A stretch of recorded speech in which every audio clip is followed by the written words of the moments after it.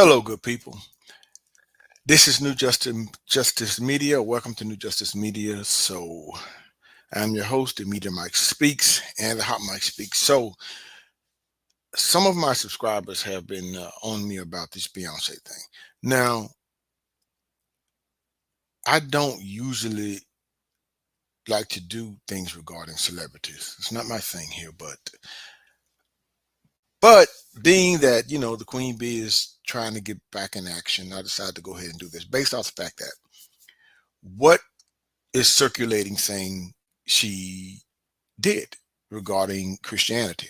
No, well, Revelation. So I want to take some time out to talk about this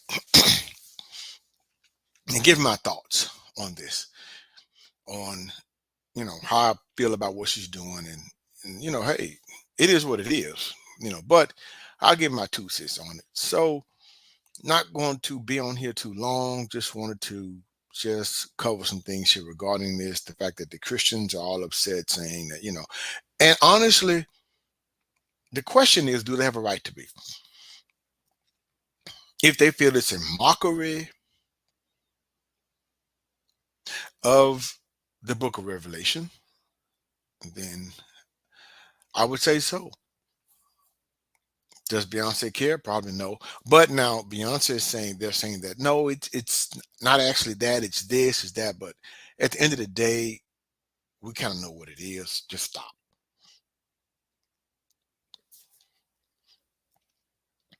She's been out of commission for quite some time, yeah. And we're going to take a dive into Mrs. What is her name? Carter. so, I mean, so I guess she kept her name, Mrs. Knowles. So she's Mrs. So she can't be Mrs. Knowles. So she's her mother's Mrs. Knowles. She is Mrs. Okay, Carter, but goes by Beyonce, which is fine. So anyway, let's talk about this thing here. So let's dive into this thing here with Beyonce. Now, I'm not totally a Beyonce fan, but she is who she is. A lot of things surrounding, a lot of controversy go way back since the Aaliyah days, the late Aaliyah days. And then here we are with the Destiny's Child. And, she broke off on her own. And hey, she's the chosen one. It is what it is. It is what it is. So we can jump right into this thing here. And we can look at, and you give me your thoughts. What exactly do you think this is, regarding, you know, her? So, as you know, I think she's approaching, I don't know what she's approaching. Is she approaching 40? Is she getting close to 40? She may be mid 30s. She does look very well. Actually, she looks like her mom. So, but we know, what time it is, because time waits on no one. And I understand she's trying to keep herself relevant, but I'm pretty sure she knows that the day is coming, and they all have it, because she hadn't been heard from in a while. Actually, I didn't even know that she had a new video, a CD out. I don't even watch TV like that anymore. I just think the Cardi B's and the Megan Thee Stallions and all these other people, whoever they got coming up, they're the new, they're the new it. I was going to say the new queens on the block, but anyway, but they're the new it. Everybody has their day. It is what it is. And maybe she's doing this to probably stay relevant. It could be. She's had a long standing career. And to, you know, come up with this, I mean, hey, but at the end of the day, wh- I mean, what are you really going to be doing? I mean, is your style of music even relevant today to a new generation of young kids coming up? I mean, yeah, you were the thing 20 years ago.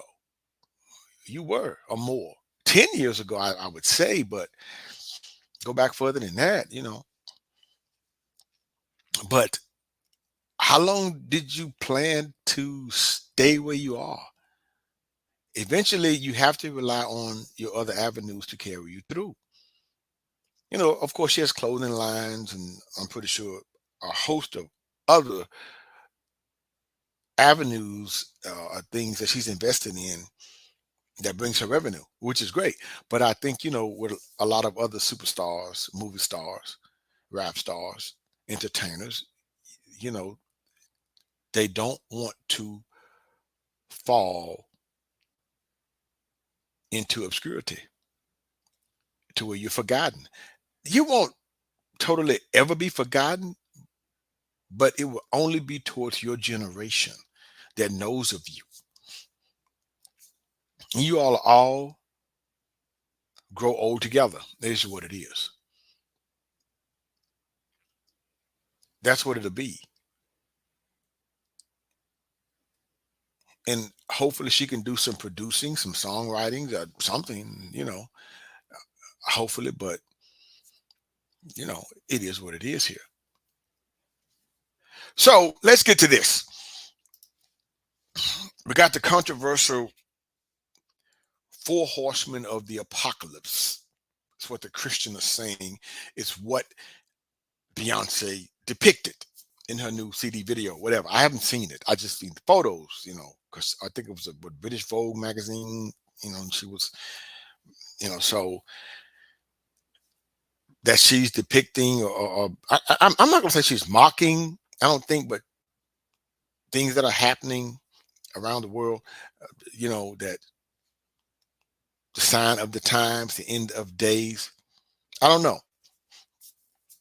But here she is. I think on the last horse here, and to the right, the red horse, and you have I think the black horse, and then you have I think the pale horse. So, and I think the last one's the pale horse. So, but yeah, so you, this is what you have, and this is what they're saying she's doing, and it looks like it. It does. It absolutely does. It's just that to a certain degree, she kind of reminds me of Tony Braxton, to a certain degree. After you get a certain age, don't get me wrong, she still looks very well, still looks good. But after you get a certain age, it's like, okay, yeah, yeah, you still want to be. Anyway, so here she is, you know, the red horse, which that depicts. That's the cover of the Vogue magazine, I think international. Now, as you see here, the four horsemen is a conqueror with a bow and a crown. He rides a white horse, which scholars sometimes interpret to symbolize Christ or the Antichrist. I guess they don't know which one it is. The second horseman is given a great sword and rides a red horse, as you saw on the red horse, symbolizing war and bloodshed. The third bears a balanced scale, rides a black horse, and symbolizes famine. And the fourth horseman rides a pale horse, and that's the one. And the man who sat upon him was called Death, or was Death, according to the Britannica.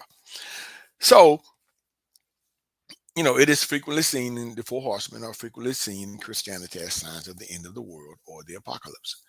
Pretty sure this has happened over and over and over again. Now, she can do what she wants actually on this. She can.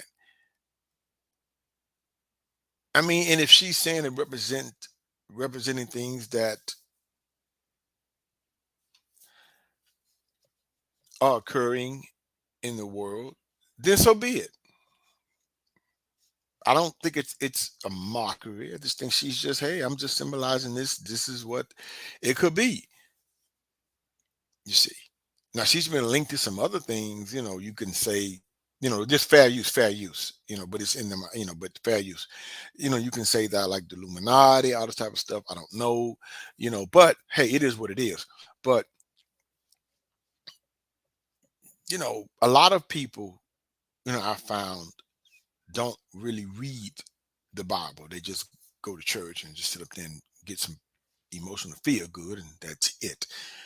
And I like to really clear up some misconceptions here. I just think sometimes people just get a little. I mean, I don't know. So if you kind of looking at this, you're seeing here. This is drawings, people that scholars, whoever they claim to be, have depicted. Now, what gets me is that this is image. It means a lot.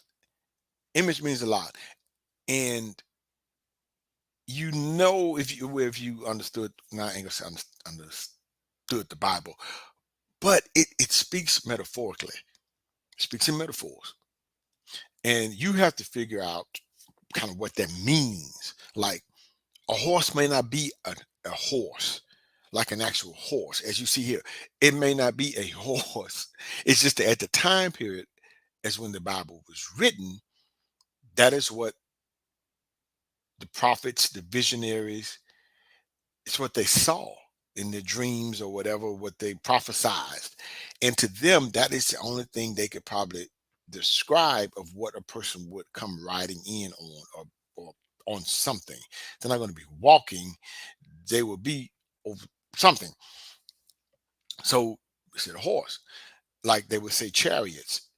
Chariots of fire, chariot. That means something they rode on. Now we don't want to go off into that because people think you're going off to the weeds. You know how they go. Now some Bible people go. They into the imagined magic stuff, and I just can't go with that. Kind of like here, and once you put this image in people's minds, yeah, they're thinking of horses. They're thinking of horses. Yeah, thinking of horses. They're thinking of most likely they're thinking of horses in the clouds, just like you see right here. Television would depict a man on a horse or something on a horse riding in the sky. And then we somehow, well, people start thinking about Pegasus, out of Greek mythology. You see where this goes? Which we have to, in my professional opinion, we have to get people to think more metaphorically. It's metaphors, metaphors. But if people tend to, and this may sting, if people look at the image and begin to think, continue to think like children, then this is what we're going to get. Because what pains me sometimes when you have grown adults still believing in Santa Claus. That's some scary. That's some scary stuff. That's scary. You too old to be really. You got, but it is what it is. So this Beyonce. I don't think it's going to get much traction on this. Yeah, but I mean, she's trying to keep herself relevant, in my opinion. But being that she's on Revelation, let's talk about the beast in Revelations. Now, the first beast that is mentioned in Revelation 13, that's a symbolic number, is the beast of the sea. Revelation 13, chapter 1 through the third verse.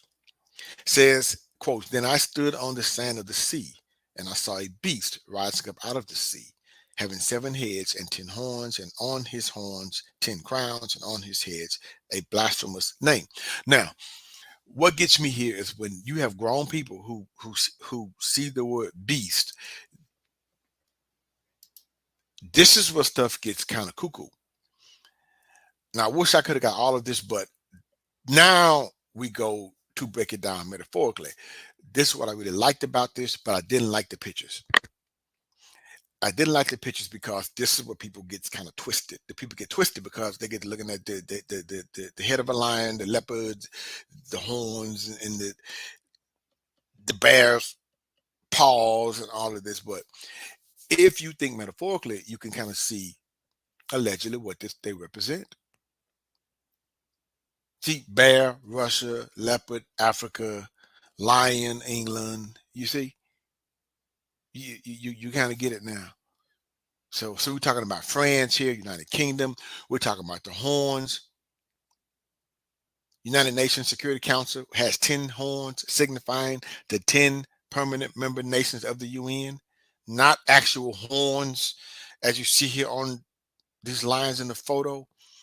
You see the dragon surrounding the capital. You see, this is where we start to go off into the weeds, and people start to go into fairy tales, start thinking that, you know, the tooth fairy actually flew around them and then left money under their pillow. And this is where things get scary, where you have grown men and women still thinking reindeers could fly, or can fly, I would say. And this is what's scary. See, image is a powerful thing. And if you don't use your mind beyond that, you can get trapped in that imagery. And this is what happens here. So I'm glad this broke this down up here, as you see. And then I didn't get a chance to get all of it, but that's what it's signifying. And I know a lot of people don't know because they never served in the military. They don't understand war tactics. They don't understand that how do you attack a nation or country? You attack it from the sea. Now, Greek mythology should have taught you that if you're talking about the Trojan Wars. See, the Iliad and all that type of stuff. Troy, and the Greeks, they came from the sea. What is 1,000 ships? They came from the sea. This coming from the sea. An army is coming from the sea. See, not this. This is not coming from the sea. This leopard giant, leopard lion, cougar thing is not coming from the sea. This is not coming from the sea. Godzilla is not coming from the sea. And what happens is, if people don't think metaphorically, they think Rodan or something, or whoever Godzilla fight is coming from the sea. And that messes people up too, because they get to thinking that, that the beast came from the sea, and they think Godzilla is coming and they're going to take off running and screaming because they don't want to get eaten up by Godzilla. And that's what's scary about the human mindset.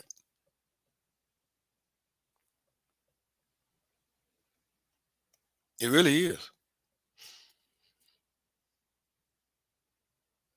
Now, I don't know if this is probably her riding on this thing. Probably is. I don't know. But this is where I blame a lot of the artists who sit up here and draw this stuff to depict what the dinosaurs are coming back, I guess, and going to devour everyone. No, a beast is a term that's used in the military as a war machine. The Russians had a tank they called back in the 1980s a beast, the beast, when they fought in the Afghan wars. They called the tank, a specific tank they had, they called it the beast, a war machine. It's a name. Yeah. And I just think that with all this controversy, people start thinking about flying horses, people riding one of them. No. But anyway, that's my 2 cents. I just wanted to get on here and hopefully give my 2 cents regarding it, my thoughts, clear the air on some things. Feel free to comment if like or not. But anyway, that's all. So until next time, this is New Justice Media. Subscribe, share, and like to keep me rocking on the mic. Have a good night.